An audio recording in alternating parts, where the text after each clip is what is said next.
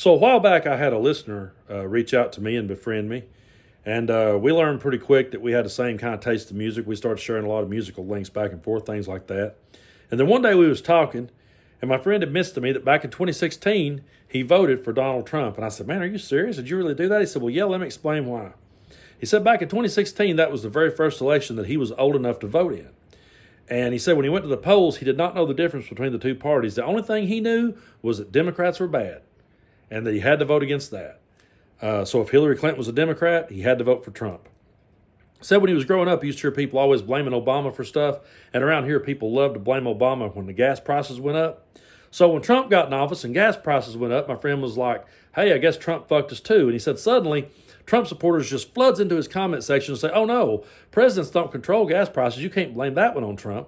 He said, "But you guys blamed Obama." "Yeah, but that's different." He said he began to see through hypocrisy like that. Pretty soon he saw a little bit more, a little bit more. Things started not making sense to him, and some things started to make sense to him. And then he met a teacher who was very progressive and very liberal, and she started teaching him a lot of things, telling him things. And then he ends up voting for Joe Biden. And he ends up sitting and listening to people like me on TikTok and sharing our videos around.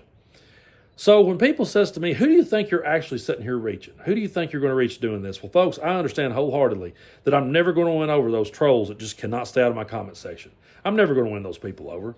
But there are people sitting back on the fence that are coming up that are going to be old enough to vote for the first time in 2024, and all they've ever been taught their entire life is that Democrats are bad, and truthfully, they don't even know why.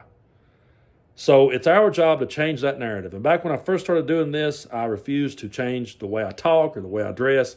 I'm just a hillbilly either sitting in my yard, at my kitchen table, out in the garage, having a cigar, and letting people know that a lot of this stuff you've been led to believe about liberals and progressives just flat out ain't true. Get out and meet one, talk with one, and you'll see real quick that y'all are being played.